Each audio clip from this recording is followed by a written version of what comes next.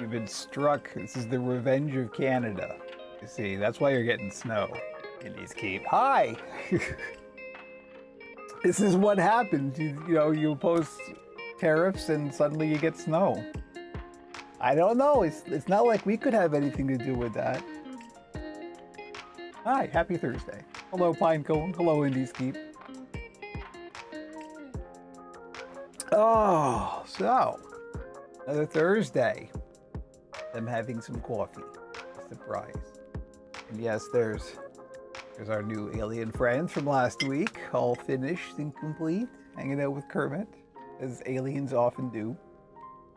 I don't know. I got nothing. I am very chill today, unlike the past couple of streams, but it's been a very chill week in that everything, build-wise at least, has been going good and no problems, and I'm not in a hurry, and I've got a schedule planned, and everything is kind of tidy and in a good place, so, which is unusual. So I figure it's probably worth pointing out when that happens.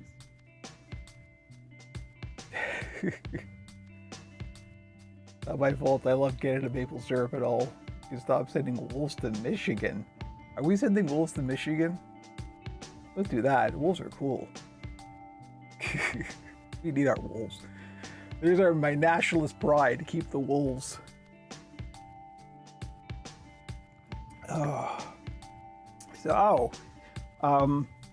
Because it's going to be a weird stream, FYI, as if you couldn't tell already. Because I'm literally, there's on the current build, and this is the last build of the week, there's literally one thing left to do, and it's not going to take 2 hours to do it. So, so we're just gonna like hang out to help control deer population. Oh, I see. Gotcha.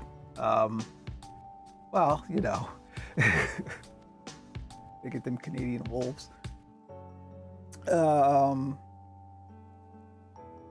Or the Canadian deer. I don't know.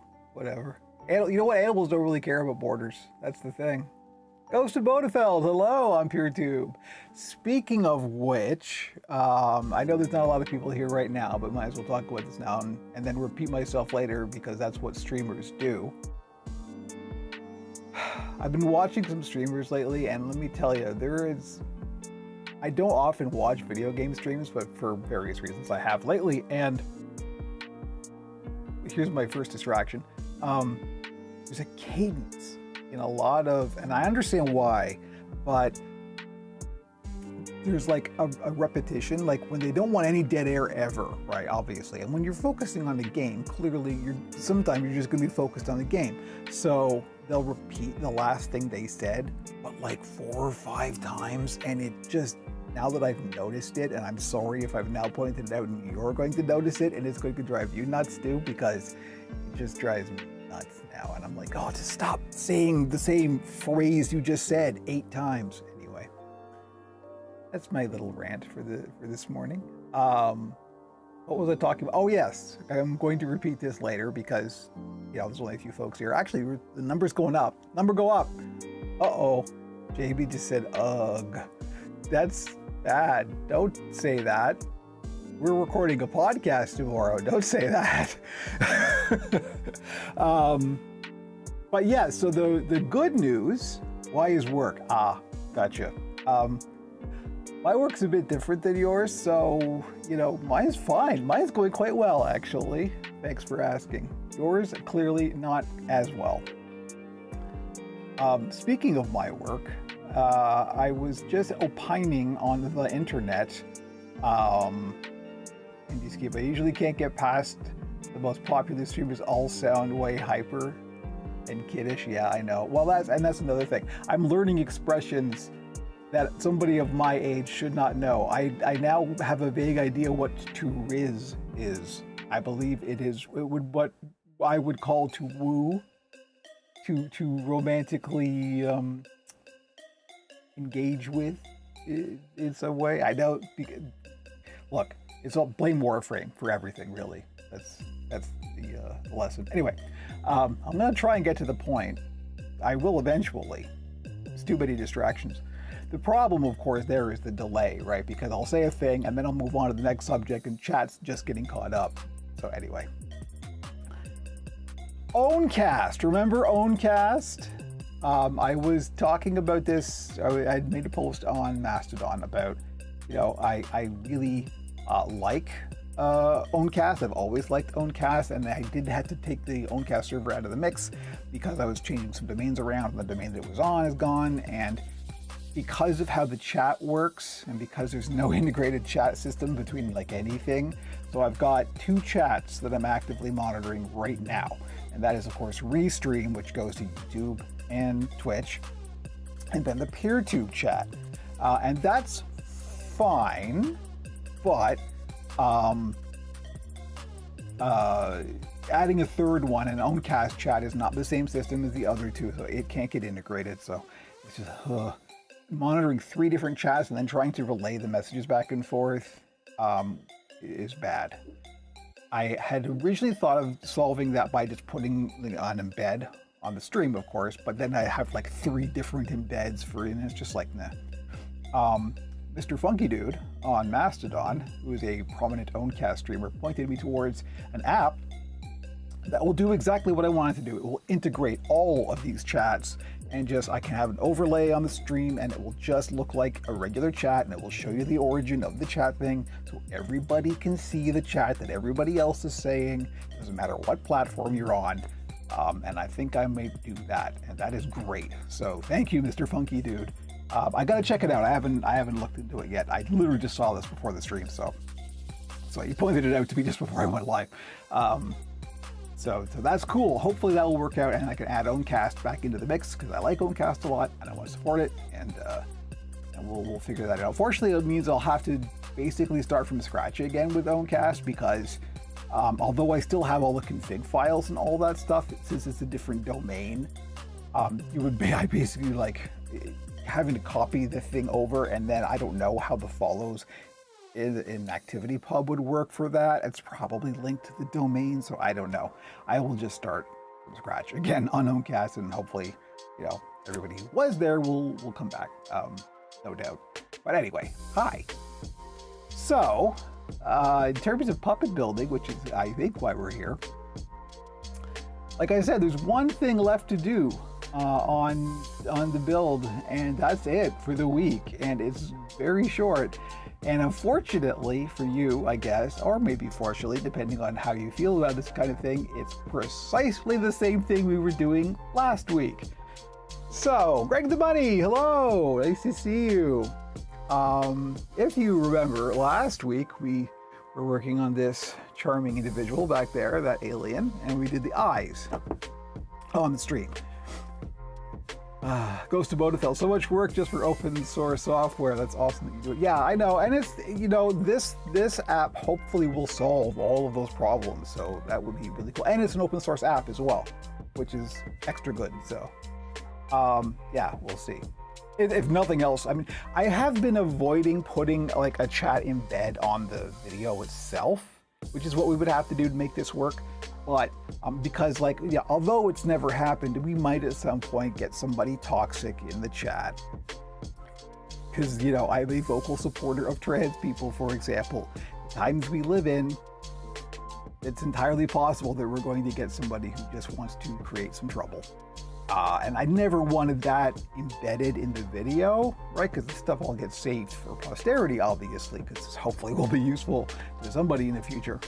So I never wanted the chat as part of the video, but that is the one compromise I'll have to make for this in order for this to work and for you all to see all of the different chats. I think you could also download an app, or there's a browser window for it. Maybe we'll see about that. I don't want to force people to go and do a thing, right? That is much better if it's just there for you. So that is the one compromise. But, like I said, it's never happened. We've got a couple of bots or spam bots or whatever. That's it, whatever. It's the internet, So we'll see about that. But yeah, hopefully that will solve the problem. So yes, getting back to what I was just saying, I'm doing this a lot. Tangents, problem. I like the alien so much that I decided to make Aliens a standard model that I'm going to be doing more of. Regular builds now for the shop. And so I was just looking around the fabrics that I got. And here's a little backstory for this. I ordered fabric that the swatch on the website looked like it was a kind of forest green, okay? And this is the problem with bad photography, because this is what came. Now it's a bit greenish, okay? But this ain't forest green. This is gray with a bit of a green tint. But that made me go, well, little green men, right? The model named Goosebane. Ooh, we'd probably be rushing up against somebody's copyright there, right? Henson Co. I wonder where that stuff all sits right now, actually, because they had used Goosebane on Sesame Street. It's spelled differently, good point. But they had used Goosebane on Sesame Street and The Muppet Show. I wonder where the copyright for that specific word is sitting. It'd be interesting. Anyway, so I'm building another alien. That's what I did. That's what I was doing this week. This was a very chill week for various reasons. And so this was the only build that I had on the docket for this week. And I really, really like where we are with it. It ended up being really cool. And there's a little bit of a backstory here. So let's go to this first. Do the wide cam, I guess. And you can see where we are with it. So here we go. This is, I mean, it just all kind of came together. It's very, very pleasing. It's got a very nice flow to it, right? Just the width of the neck and how the head kind of came together, right? So this is not the cone head version. This is not the Nurney version. Uh-oh. Oh no. Jamie's writing an essay here. Wow. The 2009 book Star Wars, an essential atlas, included Goosebane in an index listing every planet ever mentioned in the franchise's movies, comic book, and novel, no longer considered canon, but officially acknowledged as Star Wars Legends. The book establishes Goosebane as part of the Outer Rim territories located near space controlled by the Hutts and the hyperspace route known as the Kessel Run, made famous in Han Solo's record-breaking excursion in the Millennium Falcon. Wow. Now we know. So probably Disney then, I would say, is the correct owner of the current copyright for Goosebane. Thank you, Ghost of Bonafeld. Yes. A little scary if you're scared by aliens like me. Yeah, I know. And that's, I kind of figure that. We could go into a big backstory here, but maybe I shouldn't. Just the TLDR, no, I don't actually believe in physical aliens. FYI. Just so you know. But I've got quite a bit of reading under my belt. Did Disney own Star Wars in 2009? I don't think so. Maybe not. Maybe not. No. I can remember getting mad about it in 2012. Because that year is burned into my brain for several reasons. But so anyway, aliens, huh? Yes. This head, so the original alien here, let's grab this one over here.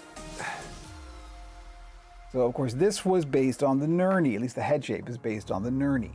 Right, so it's got, ask Siri, okay. All right, so it's maybe accurate. If you've got Apple Intelligence during died, it's probably not accurate.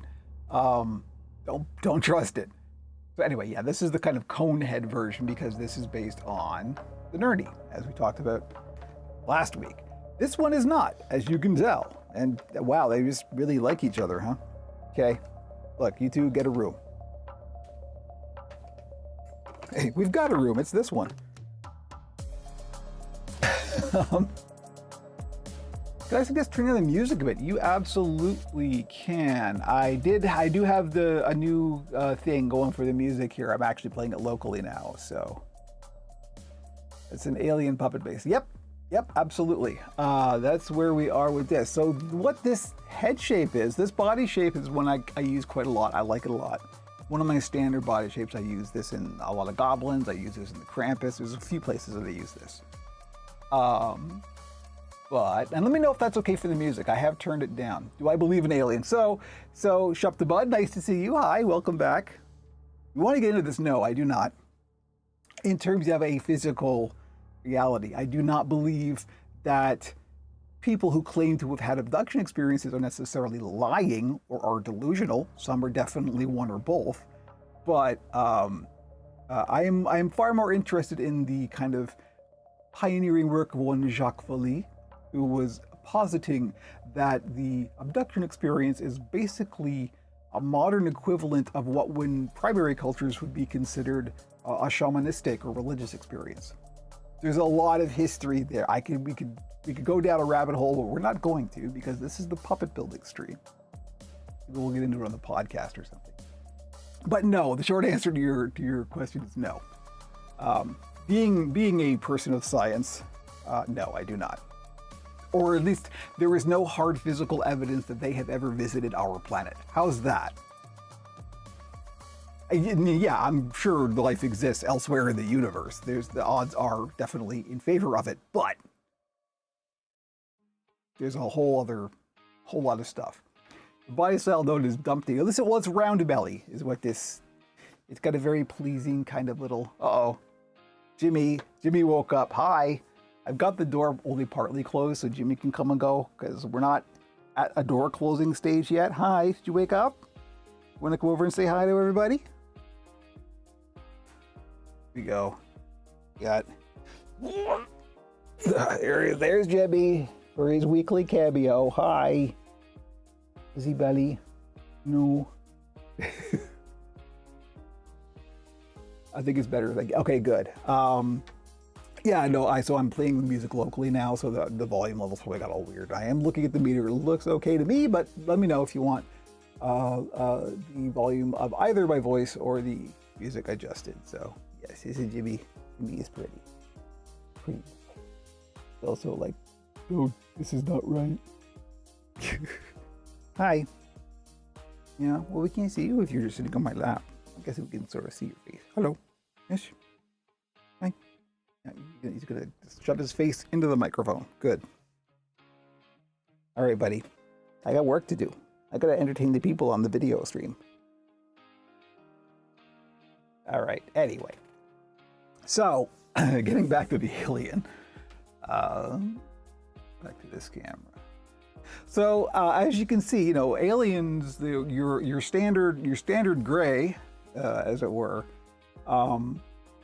There isn't much left to do on this. Literally the eyes, and that's it, right? So that's what we're doing today to start, and then I don't know, because I got a couple of ideas actually, but it's gonna be a lot of hangoutage and a lot of chat on this stream, which is why I should take a lozenge.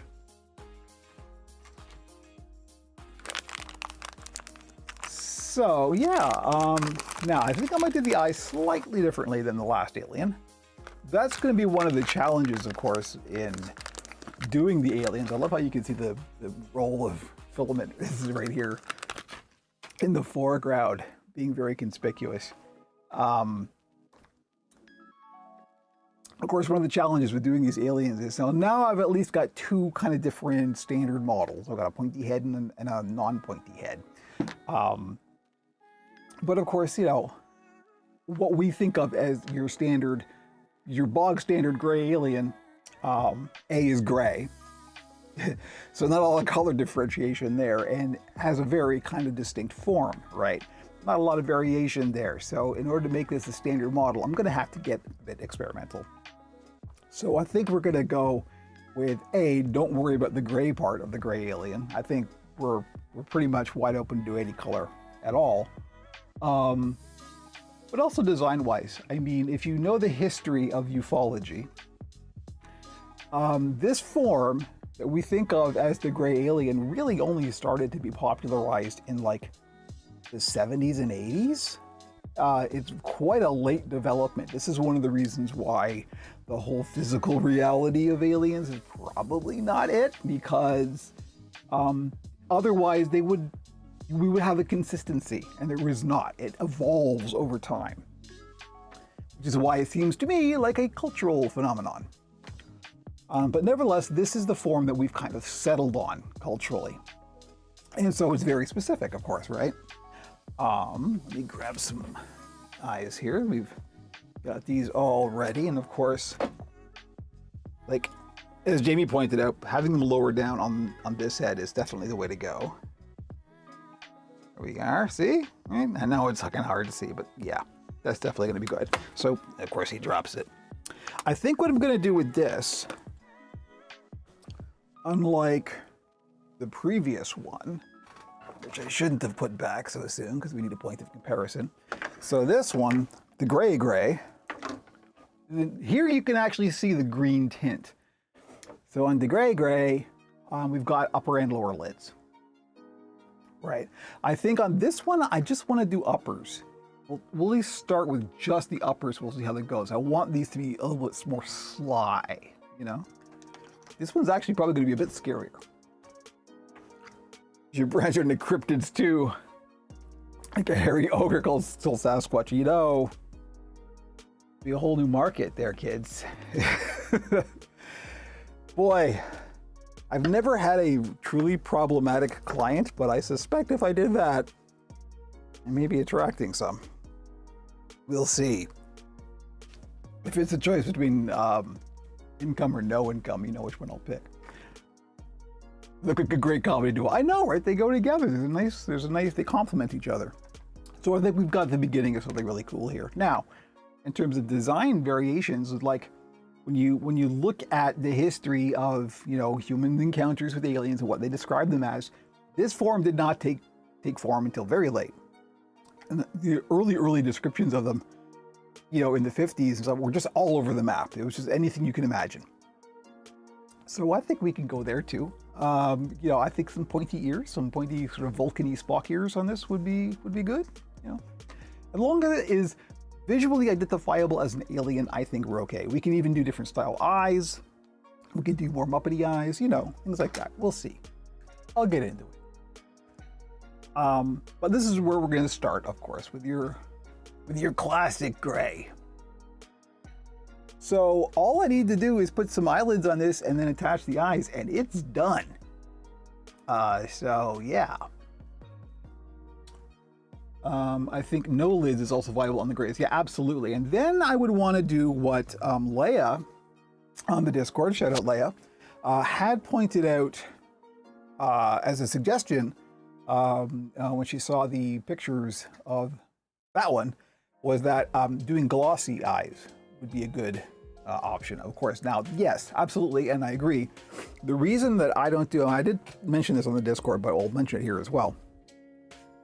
One of the reasons that I try to avoid glossiness in any feature, like even though very often it will be highly appropriate for an eye, of course, to be glossy, is they cause real problems with studio lighting conditions by creating hot spots.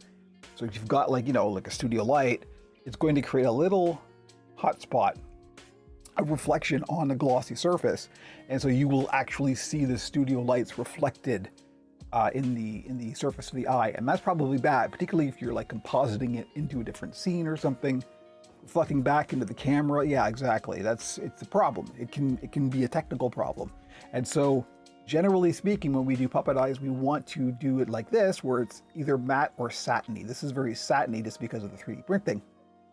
It's got a little sheen to it, right? But it's not like reflective.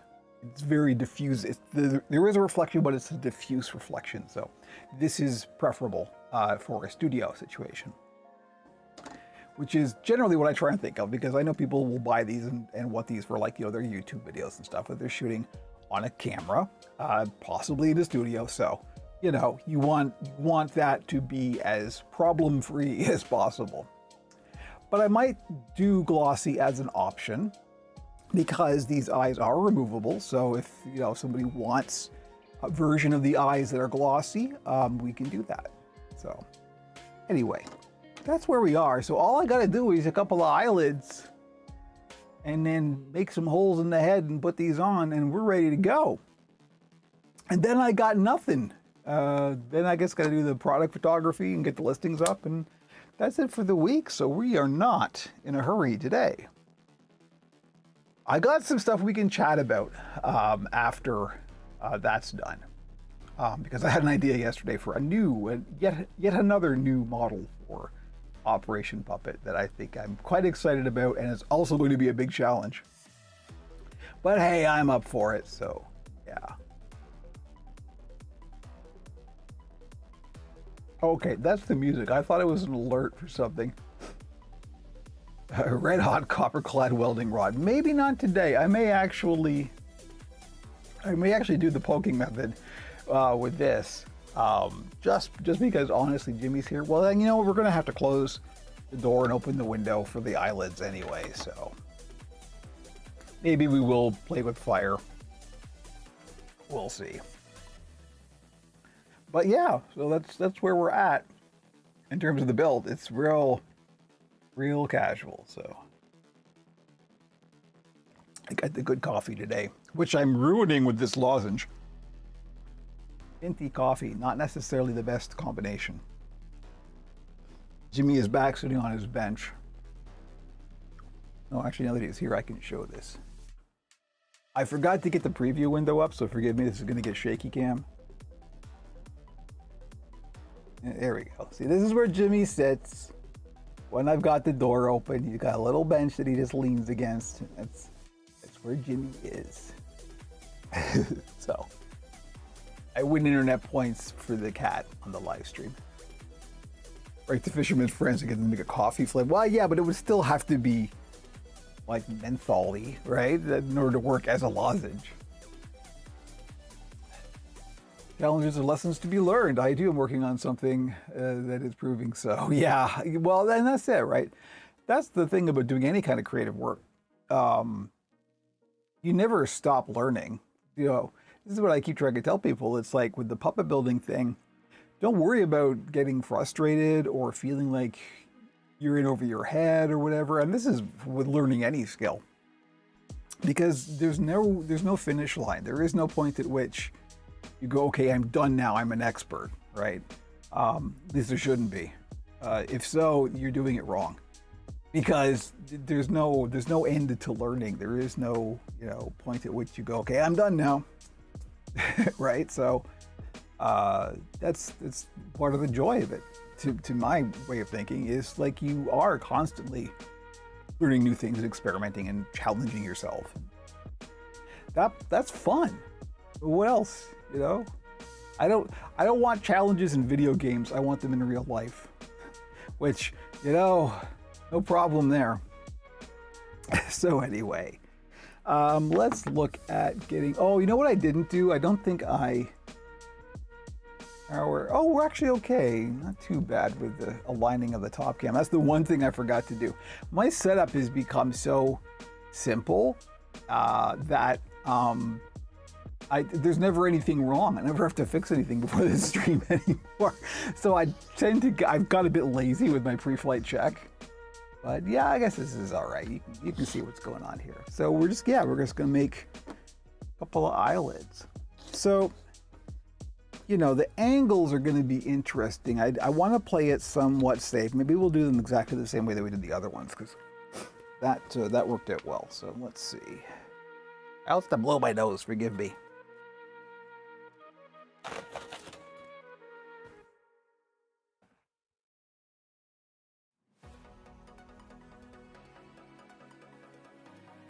All right. You know, and it's interesting that Ghost of Bodafeld should mention that, like, the form of the gray alien is disturbing to them. It's disturbing for a lot of people, and I think for good reason. And this is an argument against the physical reality of aliens, unfortunately. It's because there is something about that form that is kind of in our subconscious. And this is one of the reasons why we've kind of settled on this culturally as the form of the gray, because, well, proportionally, they're very much like human infants, right? But the big eyes, and the big eyes with no pupils, right? There's something insectoid about it. So the reason that humans get squicked out by insects so much is because they are so much the opposite of what we are, right? Endoskeleton versus exoskeleton. Their mouths go like this, ours go like this. There's a whole bunch of reasons why that just seems so alien. So these eyes, right, are not, and because we as humans, our pattern recognition is meant to really zone in on the eyes, and because these eyes are unlike ours, because they're more like an insect, that's what gives them a disturbing quality, right? Anyway, I thought a lot about this, as you could tell. Doesn't necessarily mean they're physically real, unfortunately. I think it's way more interesting that if it's a cultural phenomenon. Personally, that's my personal opinion.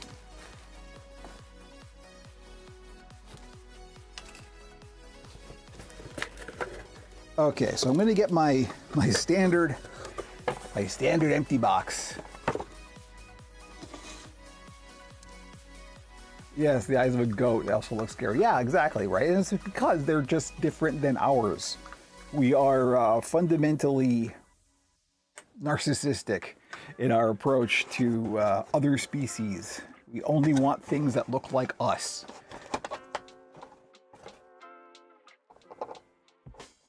So I'm gonna do what I did last time. We're gonna attach this onto the box and then line up.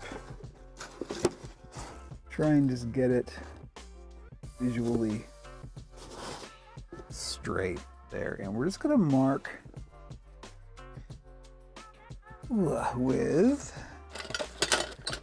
our compass. How much time have I wasted? Half an hour, not enough. Oh well.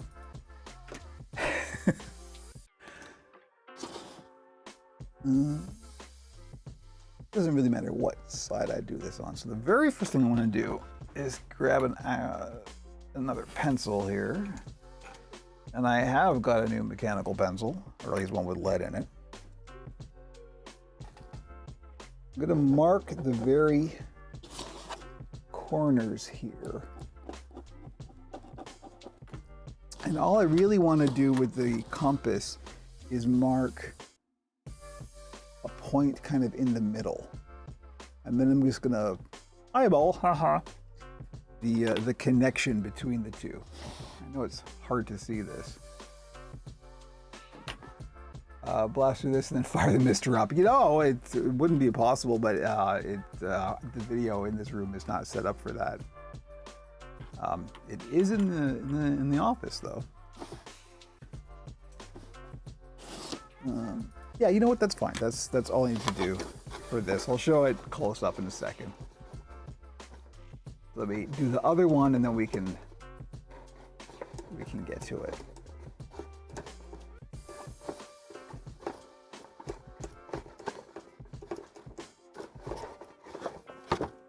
Okay, and if you're wondering about the backplate, I'll talk about the backplate in a second. There is a reason for the backplate.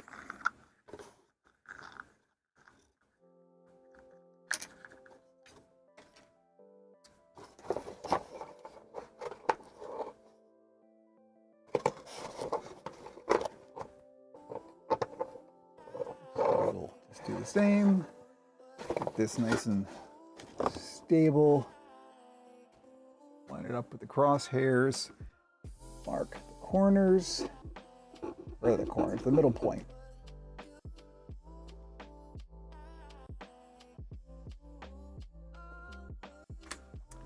And then with our compass that has not changed, we'll mark same midpoint location. And now, I guess we'll be using the close-up cam for this. I should get my little preview window up. I wonder if I can do that without messing up the stream. Let's find out, shall we? Let me see, it's in there.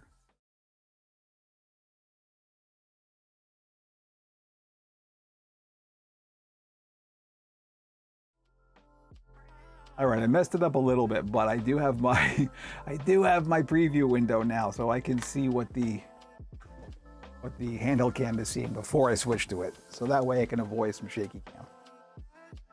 I personally hate shaky cam, so that's why I try and not inflict it upon others. Yeah. Okay. Let's see here.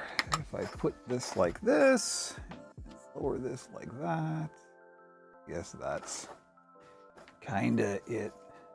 The autofocus is going wacky again. Let's see if we can help it not do that.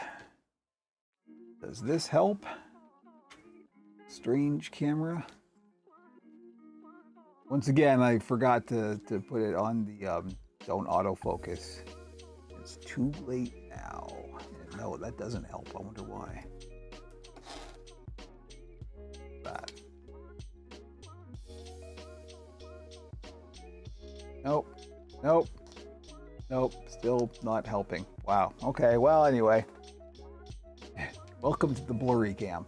So what I got is, oh, there we go. I found it eventually. So there's the corner mark. There's the midpoint. All I'm going to do is I'm going to draw basically a curve between these and make one continuous line. Just by eye.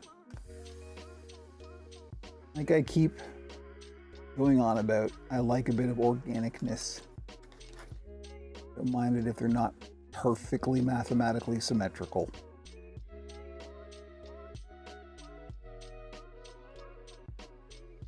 Be close enough. There we go. We have a line. You can kind of see that, even if it's blurry. So same deal with the other one.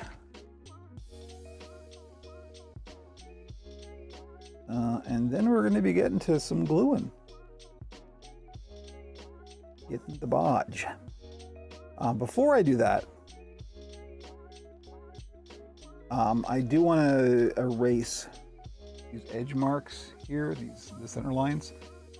You know what it is? I think it's my rings. Yeah, I bet you just try to put. I gotta take them off the gloves anyway. So there. Now, are you good now? Yeah, kind of. was the rings? Good heavens.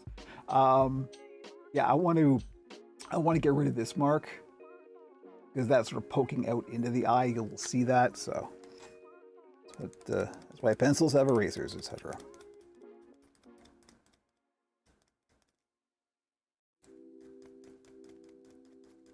Okay. Good enough. It would probably be better to sand that, to be honest. But, we'll go with it. It'll be fine.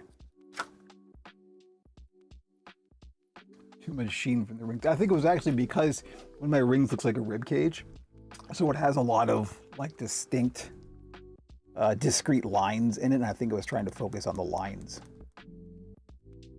Thanks, machine learning.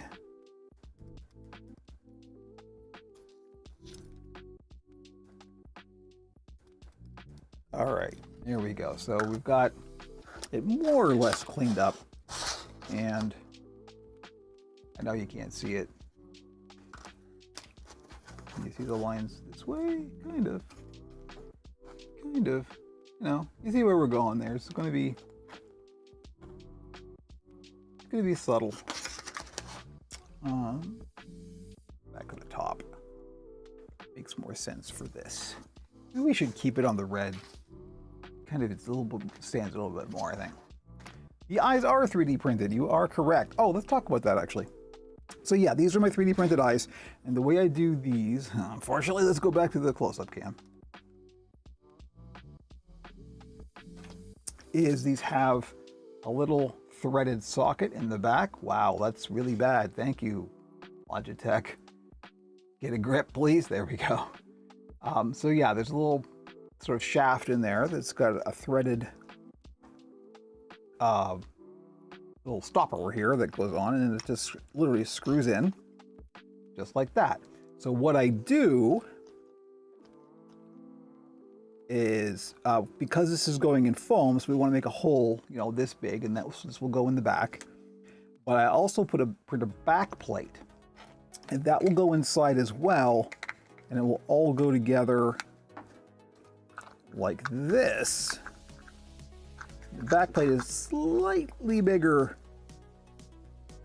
than the actual eye itself, And this, the back plate, will push the foam up against the eye so it won't stand out. It will sit flush onto the surface of the foam. So yeah, the texture gives them an insectoid look. Yeah, I know, and that's really it's partly to do with the type of filament. This is a PLA that's got a bit of a satiny sheen to it, and also just because of the layers. It's a kind of a byproduct of that, but that, you know, we'll go with it because it looks real cool and very appropriate for what we're making. So, you know, it was a oops. It was a bit of a happy accident, as Bob Ross would say. So, all we got to do now is glue some fleece onto there. Thank you. Yeah, it's it took a few iterations to get it to the point where I was happy with it, but these are really good in that, well, this is what's inside the puppet, so it's just sitting flush against, you know, you don't have anything poking into the performer's hand. And also, because this is just a threaded rod, these are removable. So all you gotta do is make a couple of holes, and then you can take these off and replace them with different shapes and stuff. Like it's very modular, which is helpful. Particularly when you're doing stuff like me, and I make a lot of the same base model types and then do variants from there. It really helps with that process and speeds things up quite a bit. Part of the pleasure of having a 3D printer, and then being able to print these on demand. You know, these take like, I think it's less than 2 hours to print, and that's at high quality as well. So it was, it's good. I like it a lot. It has really changed how I build things. Jimmy is still in the room. Jimmy, we have to close the door, buddy, and open the window. Get the barge out, and that's bad news for if you're a cat. Get the barge here, because well, what I need is this little end piece of this. Do I have any? A little scrap. Here we go. Here's some scrap of this grayish or greenish gray fleece. So we gotta pay attention to what direction of the stretch is, and it's this way. So we want that going across the eye, and a relatively straight edge there, so that's good. Want that. So these don't have to be very wide. I always make considerably more than you're going to need. We're going to trim it away.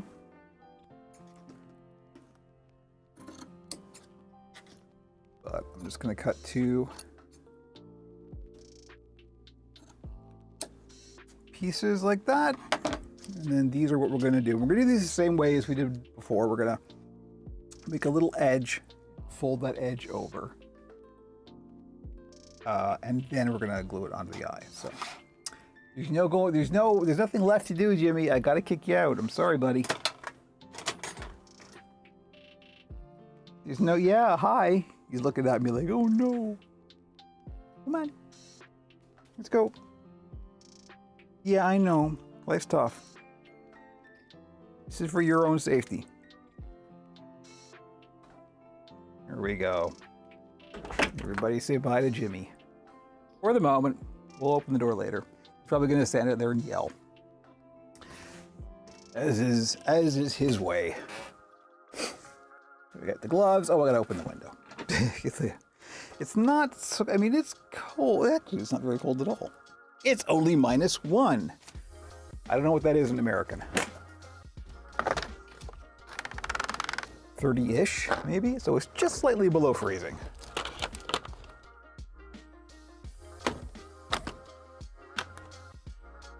All right, window is open, fan is in the window. He likes to watch the magic happen. Yeah, I know. He's just a big old daddy's boy. He's a big suck. Not that I'm complaining. It's quite nice.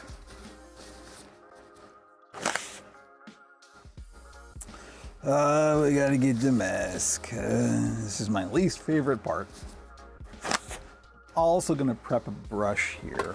Oh, you know what? We'll probably don't want our makeup applicators. Didn't they do this with, I think I did this with the close-up cam last time. Let's see, maybe we can, I'll try it. If the focus gets all stupid and weird, maybe I'll abandon it. But this is, I really gotta solve this close-up cam thing because we're using it way more than I ever anticipated. But it's bad. The focus thing is bad. There's one pet that can handle the harmful fumes, a pet rock. Yes, absolutely. Slightly less affectionate than a cat, though. Okay, gloves are going on. I'm gonna get the, because I'm very sloppy with my barge, as the glue all crusted around here. I gotta, this is how you open it if you glue it shut, as I always do.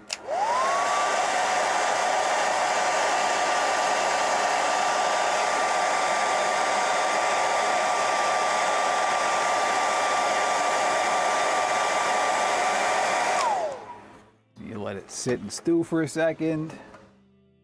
I'm gonna get the mask out and turn on the other mic. All right, might as well put this on now. Oh, I hate this. Gotta be done. Oh, that's gonna get loud. My apologies if that's too loud. All right. And look, it went into the red there for a second. I think I bumped it or something. Okay, trying to get my glasses on properly. This is very Star Wars. I mean, come on. I'm definitely hanging out in the cantina like this. Come on. Say something Bane would say. Don't you hate the capitalism? Why, yes, Bane. Come to think of it, I do. Okay. So, the first thing I'm gonna do, we're gonna create a little ridge along the edge. So, opening the barge, giving it a stir, using our little makeup applicator so it's nice and controlled. That's the point. We're just gonna put it along the edge, very light coat, so we can make our little ridge. Is that on camera? More or less.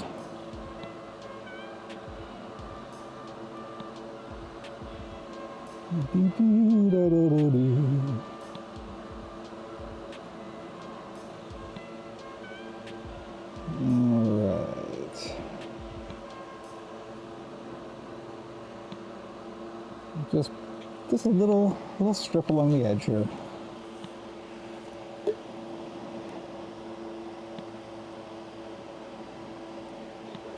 That was very Bob Ross. That cadence I just did was very just happy little trees.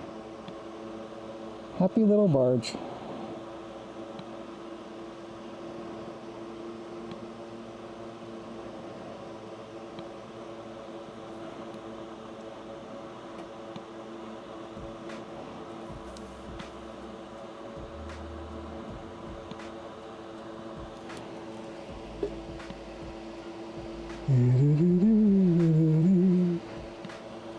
The barge is getting thick. I gotta thin it. I don't have any barge thinner. With the masking glasses, you look a bit like a character from Borderlands, yeah? Yeah, I can see that. If only I were cell shaded.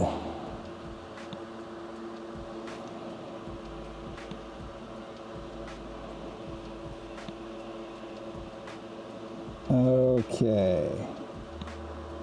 There we go. Now, we want to dry it. Let's see if we can do this without causing chaos. Ha ha ha ha, good luck with that.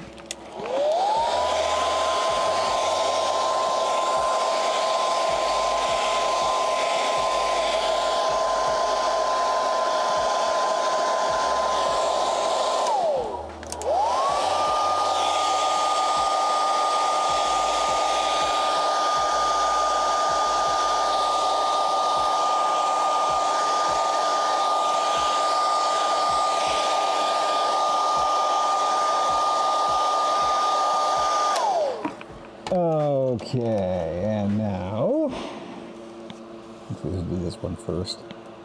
I'm just gonna, I know it's hard to see, it's one of those compromises you gotta make.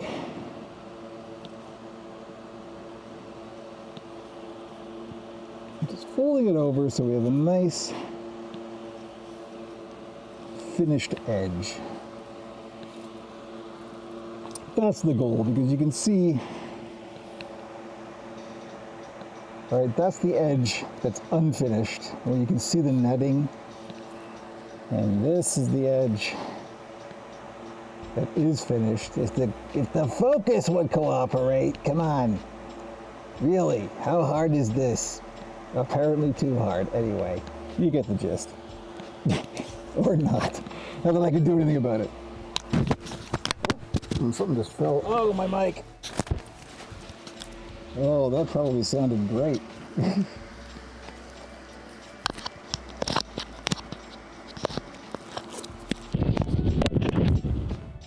1 second.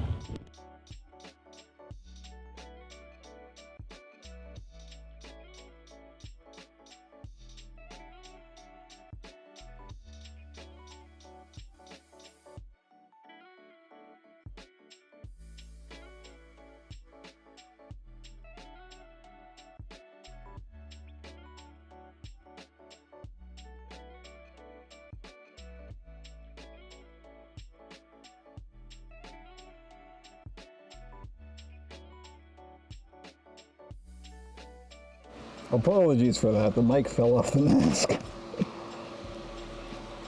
Hopefully that will stay now. Okay, anyway, where were we? Suspect was seen with respirator wielding a blow dryer, please advise.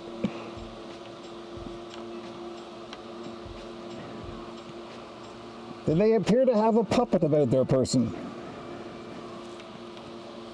If so, carry on.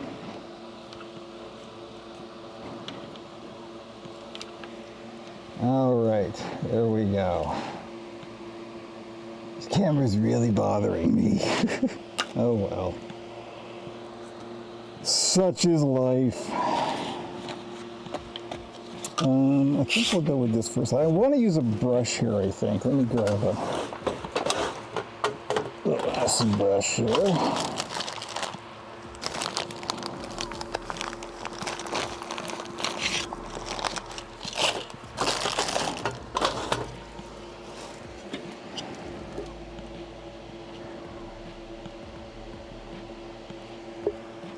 And we just want a light coat.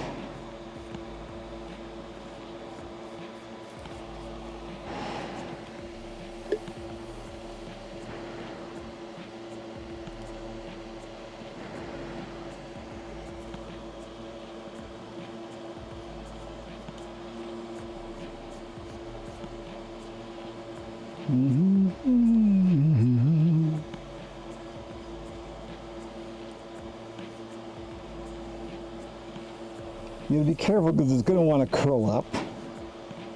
So try and prevent that if you can, like that.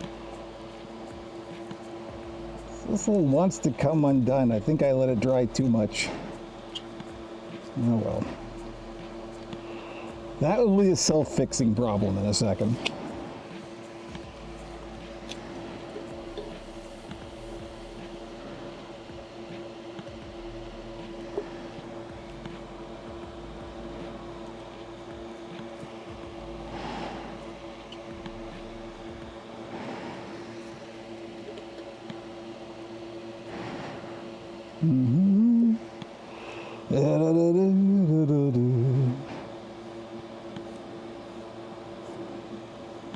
I guess that's what I do when I'm trying to not have dead air. Instead of repeating myself like every other streamer, I just do a tuneless humming.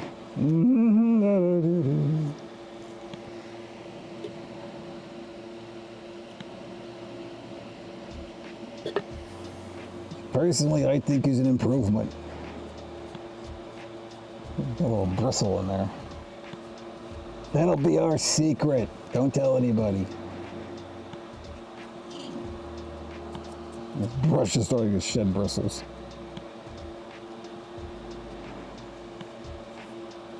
It's all right. It's all part of the plan. Okay, so now we want to put glue up to that line. Let me see. Oh, well, you know what? I think probably the makeup applicator will be a little bit more sensible to use here. There's not a lot of space to cover.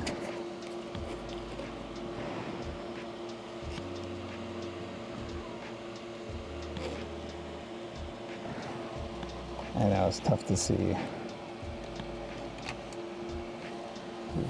Oh, it's even worse. How am I making it worse? Okay. Too much glue. Too much. We're going to spread that out.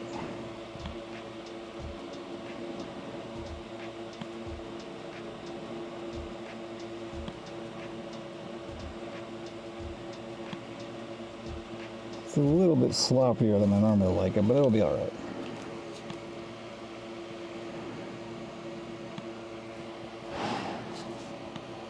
I gotta tilt the camera up. Too late now. And like always, we're gonna put it around the back as well.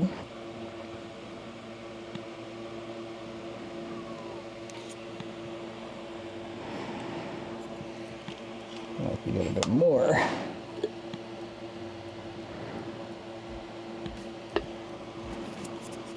I always do this to make sure I don't have any wet glue on my fingers, so it's not getting any place I don't want it to. I'm sorry, I know this is really off camera.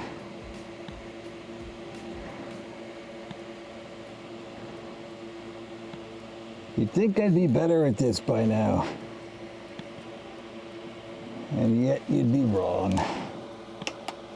All right, let me see if I can. That might be a better angle for what I'm currently doing. How's that? A little bit.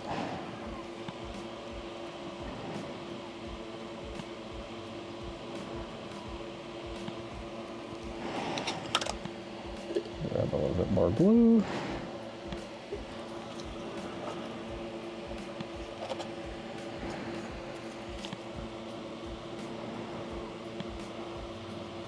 Just gotta be careful to not touch any part that's going to be exposed to any wet glue. It's a pain in the butt to try and get off. Let me tell you.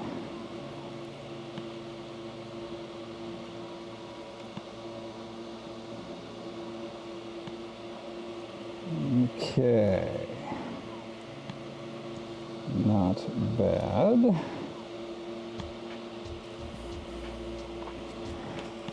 And then we'll do it around the back.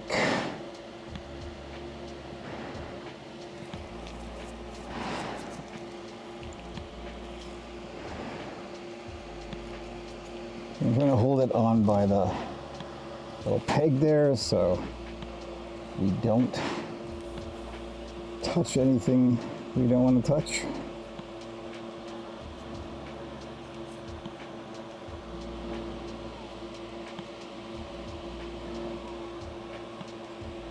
Okay, there we go.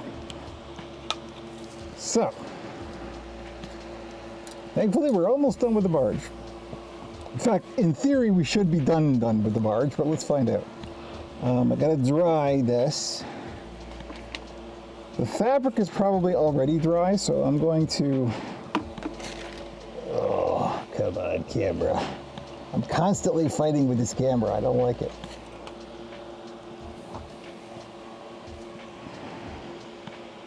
I'm gonna dry this off. You know what? Let's stop fighting with the camera.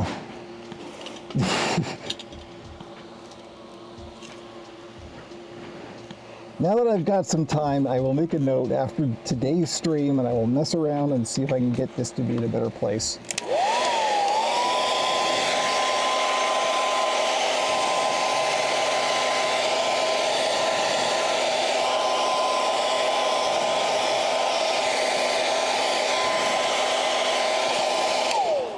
But that fabric is probably good already. It's been sitting there long enough. I just need to dry the eyeballs.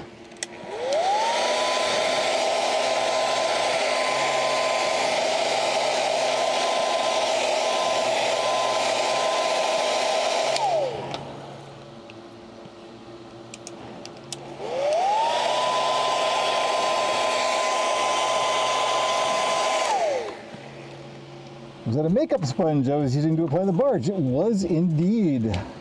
This little container of makeup applicators that are very, very useful because they're a sponge on the top. They don't fray, right? I use these a lot. Hello, Demon Dreamer. Nice to see you. Okay, here we go. So I'm going to start in the middle. As in the middle as I can get.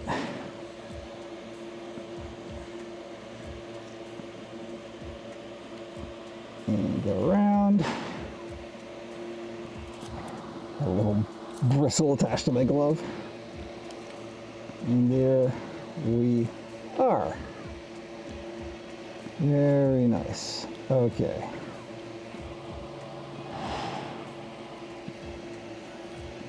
So we're going to leave that for a second, as is, do the other one.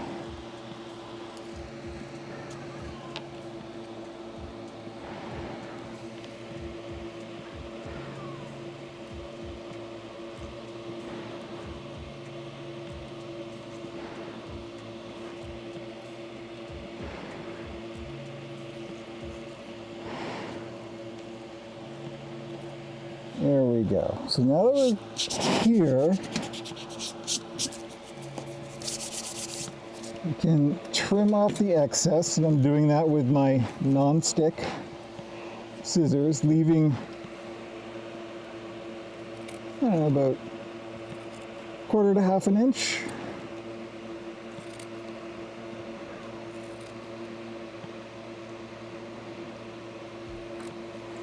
All right. So we just got a little rim.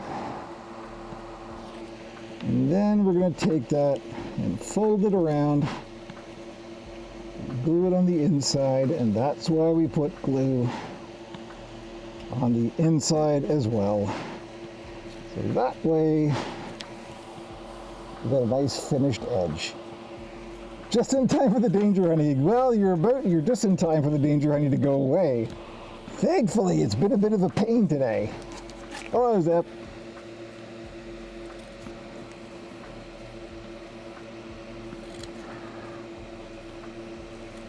It's not the danger honey, it's the camera. The freaking camera.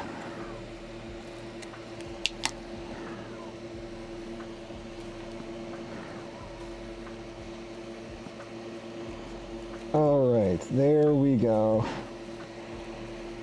2 eyes, no waiting. Done. Dunzo. Huh? Yeah. Camera honey, yeah. Ah. All right, that's it. The barge is going away, the mask is coming off. I can't deal with this right now. Barge is closed.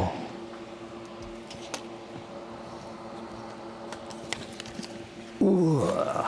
Mask is off, extra mic. Oh, that got loud, I'm sorry. It's gonna sound real good on the playback, I'm sure. Most of my voice is getting rough again, of course. More lozenges. Okay. Good heavens. What a delightful situation. All right, those gloves are done. This camera is going to go into the punishment corner.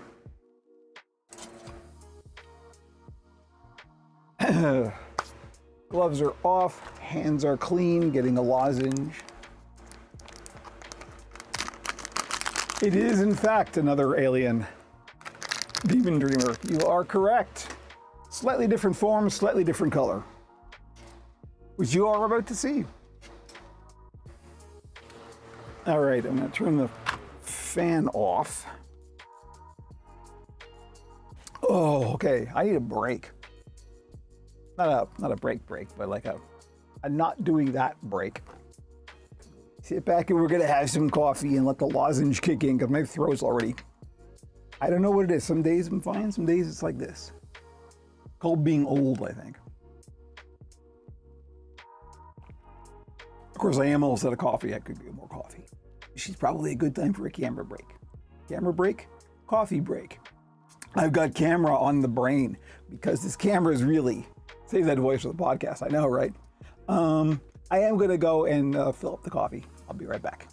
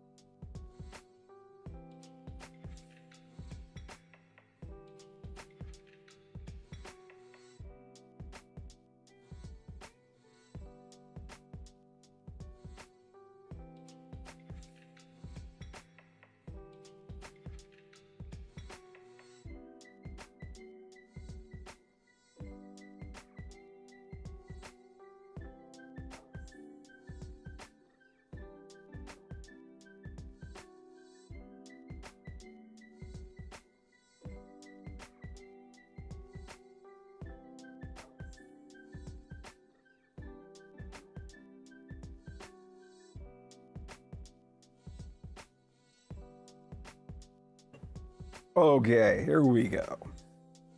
Hi, my voice is fine. How's yours?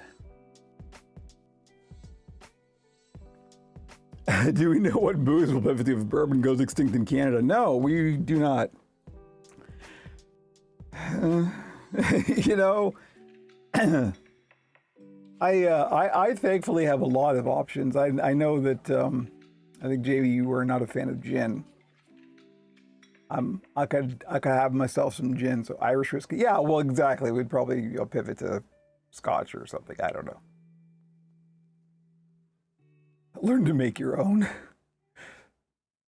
Sorry about the mango. It's not your fault, I'm sure.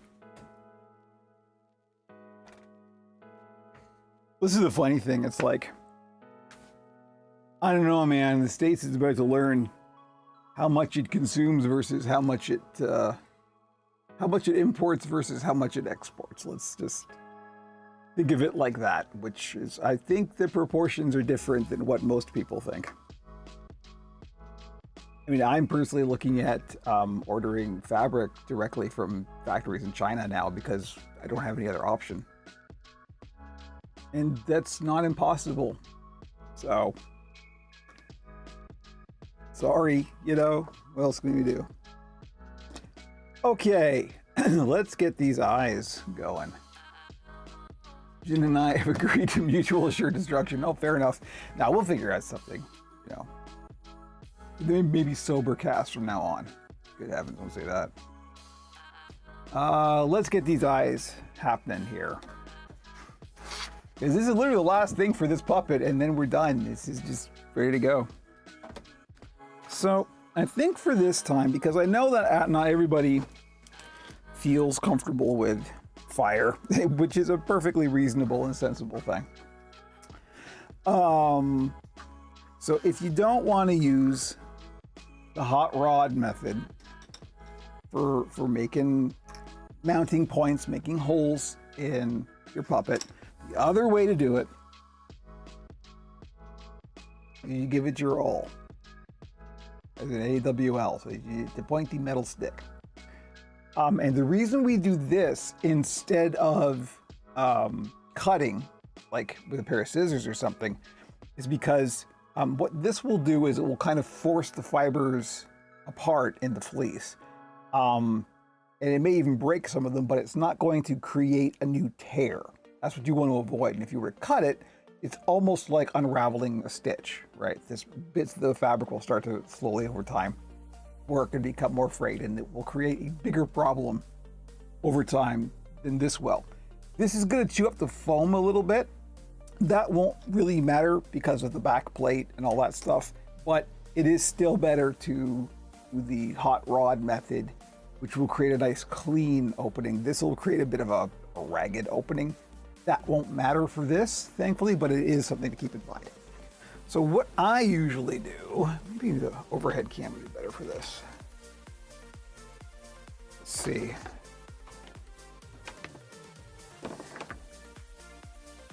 Yeah, actually that isn't too bad. So, oh, you know what we need to do first? Before we get there, we got to figure out where we're going to put the holes. Jumping ahead of myself a little bit here. So, as Jamie suggested, and I agree with, lower down on the head is probably where we want to go to give a nice big old cranium on this individual. So yeah, oh yeah, that's gonna look good. We want them relatively close together. Angles we can play with. Just, oh, okay, never mind. And this is why it's also good to look in a camera or in a, like a mirror reflection, because what you see with, like, you know, in IRL is different than what a camera will see. Give it maximum grain, yeah. Well, this is about as low down as I'd want to go. But let's say about there. Looks about right to me. So what I usually do with this, instead of measuring, because, you know, who does that? Now that I've got, you know, approximately where they should go, is I'll take one away, hold the other one in place, grab a pin, and kind of lift it gently and find the center point. Pin in the center point. Thankfully, that's easy to do with these because we've got the little peg shaft in there. So we know that that will be about where it goes. Now that we've got that marked with a pin, we put the other one on.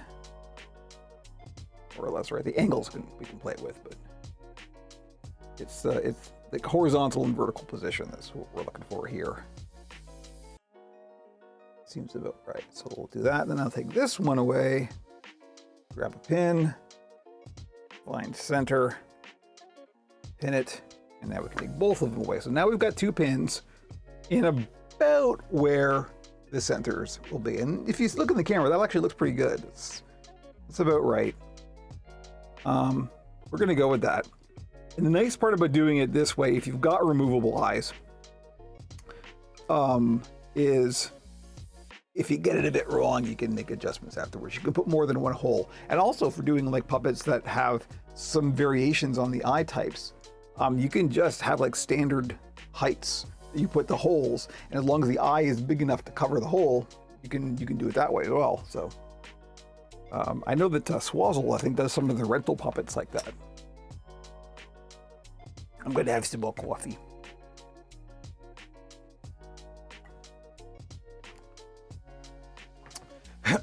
All right, so I'm going to grab a marker that is a slightly darker color.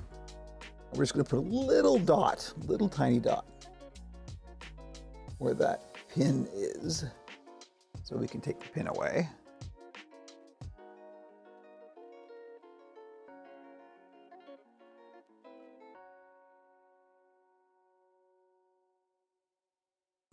Okay. Now that we have our marks and we know where we're gonna go,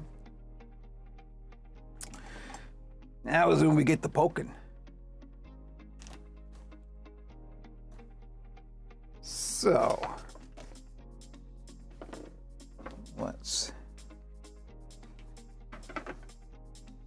so yeah, you can kind of see there's one mark there, the other there. So what I usually do, you got to be careful because it's easy to poke yourself, and this is a very sharp metal stick, is I'm going to push this down into the surface all the way through. Right now I'm holding it on the inside, which looks weird. You want to talk about alien, there's an alien for you. So now that I've got it all the way through, I'm going to kind of swirl it around and enlarge the opening. Probably fairly aggressively, because the threaded rod that has to go in there is relatively big. I know, it looks like a slug. Yeah. There we go. There's a mech for you right there. So we'll try that. We may have to finagle it a little bit. So I've got my finger on the inside, exactly where that is, so we can tell. I always like to sort of keep mental track of it there. So what we're gonna do, I'm putting the back plate on the plug, and we're gonna put that inside, and very awkwardly try and find that hole again. You're gonna have to hunt around a little bit, try not to be too aggressive. So if I put this in, I can kind of guide myself. At this point, you're just writing your own jokes, I know. That's fine. See, we've kind of got it there. It's kind of there. Now, you gotta remember, it's a puppet, so it can take some, a little bit of tough love. It'll be fine. It's foam, it's fleece, it'll bounce back. We just push that down around whatever your mounting point is. If it's like a doll joint style thing, then you just do the same thing. However you're mounting it, that's how you do it. I think that'll be enough. We'll see.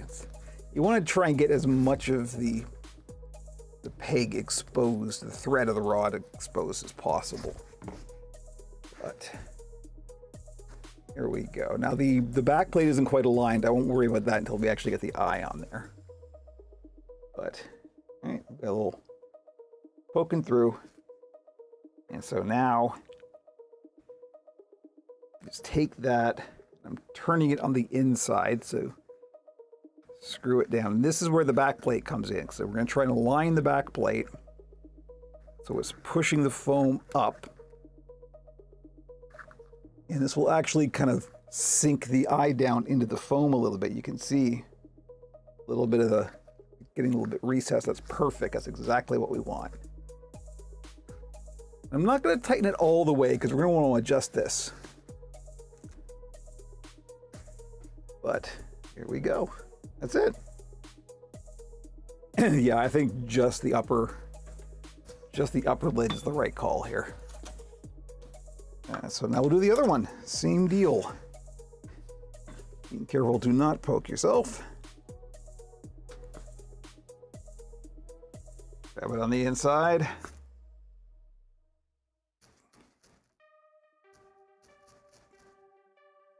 Widen the aperture, as it were.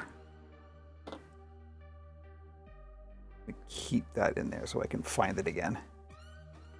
Grab your, whatever your assemblage is. Yeah, it's all twisted and tangled. Come on, there you go. Okay, let's flip this around. You're being awkward. You're an awkward alien.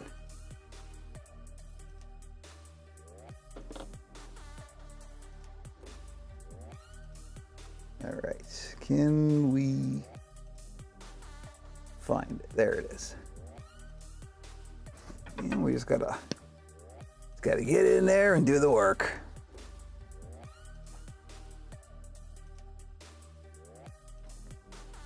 Come on, baby.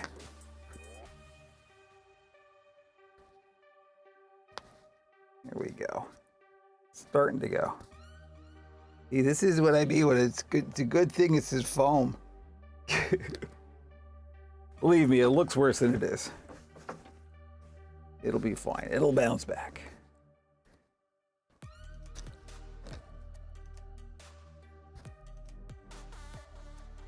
Okay. I think that's enough. Guess we'll find out. So once again, turning on the inside, screwing it down, aligning the back plate. And okay. Yep, that's the right call. Okay, let's go to this. Put it back on the, yes, piece of a cat tree that I use as a puppet stand. This is very, very useful. Better than any puppet stand I could make. It's padded, it's the right height. I have another piece if I want to make this taller. So, not bad, not bad. I can play with the angles a little bit, I think. We'll see, it depends on how mean we want. Do we want a mean alien or? Yeah, that's pretty good. That is not bad at all. Okay, there we go. I mean, done. This is it. The whole thing is just, it's just finished. That's not a bad alien. So here we go. Let's have a look at them together because they do kind of make a comedy duo. You are correct, whoever said that before. See? This is like the younger. This is like the kid who's learning the ropes.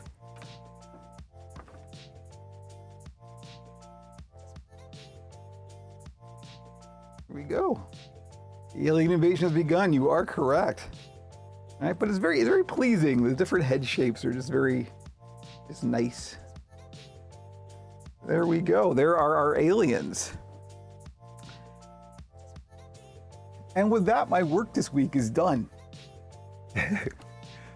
Ghost Bodafell, I like the very first alien very much, but the one with the bigger head even more. I know, right? It's just right. Oh, let's go with the slightly nicer camera here. Pinky in the brain, you're right. There's a very Pinky in the brain kind of thing going on here. Let's see. Nice wiggly arms. Hello. Do me a favor and don't take me to your leader. I got a little. That's just from this stitching. I can fix that. That's easy. But yeah, there we go. There's our new gray. Could tighten these down now, I think. Yeah, those look good. Yeah. There we go. Puppets done. Ready for the good camera. Oh, you know what? Speaking of the good camera, let's see how it looks. Here we go. Let's see how it looks on the good camera.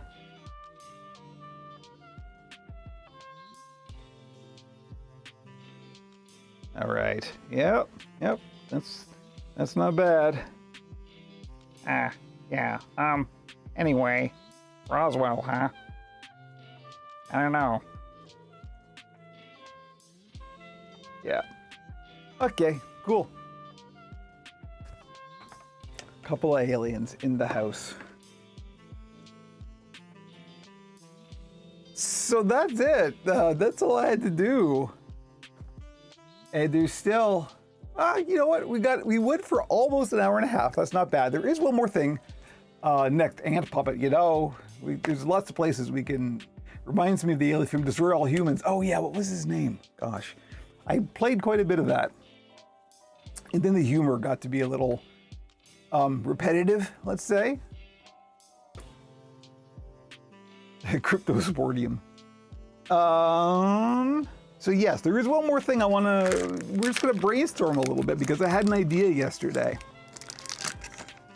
Let me take you on a bit of a journey as soon as I have a lozenge. So among the challenges facing me currently in terms of supplies is I have a very limited selection of fur that I can get domestically. So that is a challenge that I am still working on overcoming. But one of the colors of fur that I can get locally is brown. Now, y'all know that I do a lot of monsters. Well, that was the alien's name from Destroy All Humans. Ah, gotcha. Yes. So yeah, I can get brown fur locally. As a matter of fact, I have some all the way over there, and it's under a bunch of other fur, and if I try and get it, I will knock a bunch of stuff over, so I won't get it, but it's just brown fur. I think I have it over here. Now, since I do a lot of monsters, I don't tend to use brown a whole lot. Live Hand Sasquatch is definitely something that would be on the table for that. But of course, that's the kind of thing that would be good for, you know, real world animals, for example. So, because I don't really do, you know, real world animal type puppets, I wasn't quite sure what I wanted to do. And then I was watching a Lindsay Nicole video, who's a fantastic zoologist, on YouTube. And she had mentioned, and I don't know, this is again, one of those weird like, compartmentalizations of your brain. I have a favorite animal. And for some reason, I never even thought of making a puppet version of it. But it's called an aye-aye.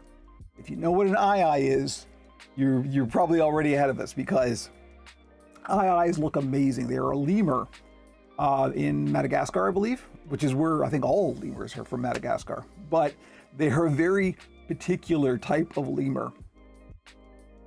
If there were such a thing as goblins in the real world, these would be goblins. Yes, absolutely.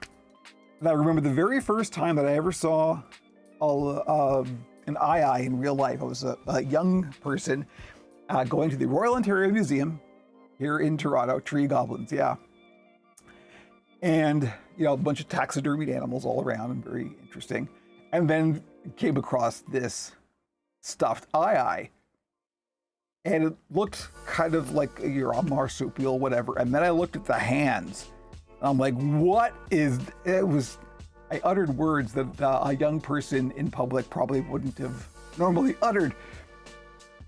So what evolution has given them are, I mean, since they are lemurs, they're a relative of primates, and they have very human-like hands, but their second finger has evolved.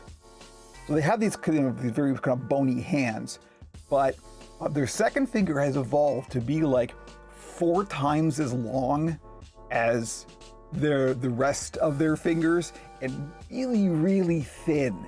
It's almost like a twig from a tree. It's very disturbing. It ends in a big old claw. And what it's for is for picking insects out of tree bark. That's literally what they use it for. It's a tool, basically, that they have built into their hand. But it just looks, it was straight up disturbing.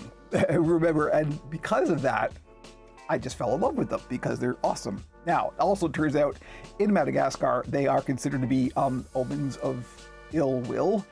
And like, they're nocturnal, they're very elusive.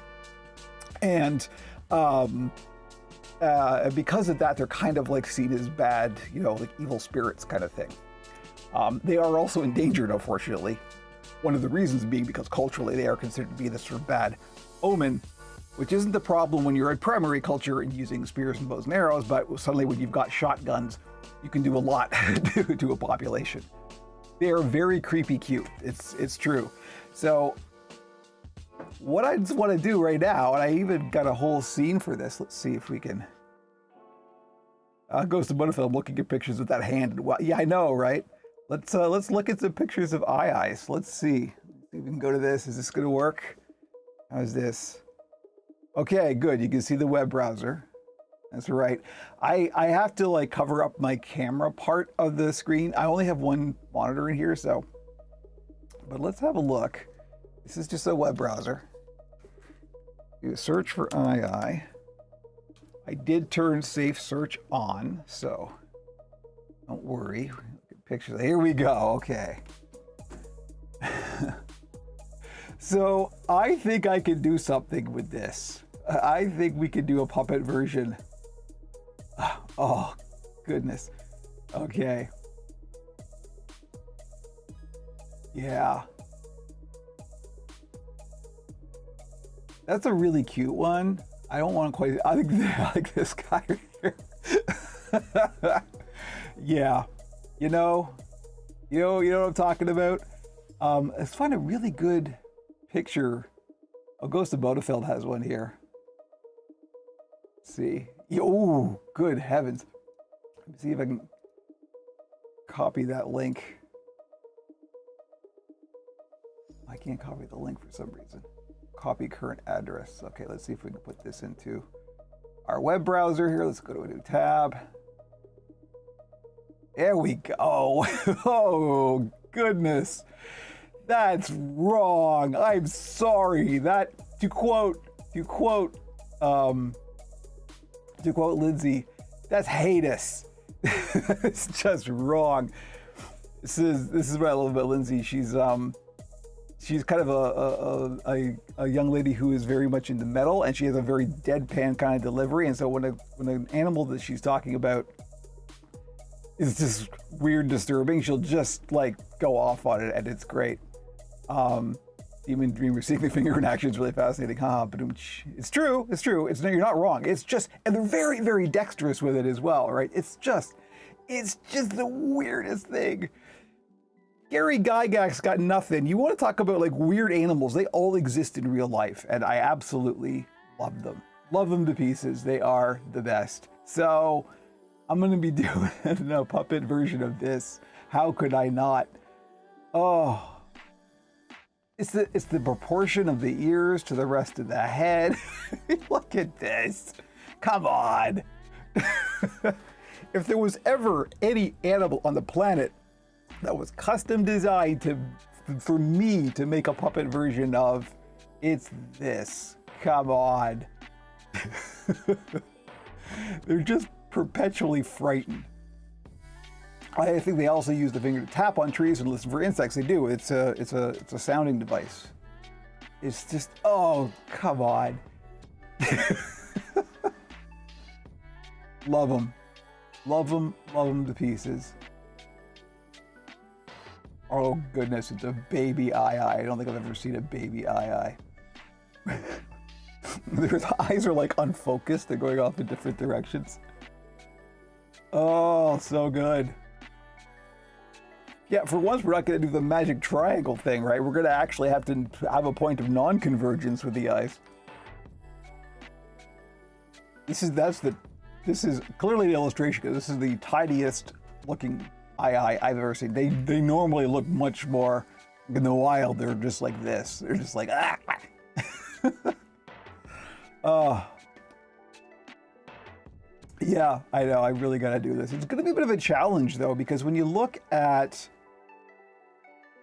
any good like side views, this is kind of like their bodies are very kind of thick, and they've got almost a humpback kind of situation going on. So doing the kind of orientation of the puppet is going to be an interesting challenge, because it's not going to be your standard kind of Muppety thing. It's going to be more of a horizontal.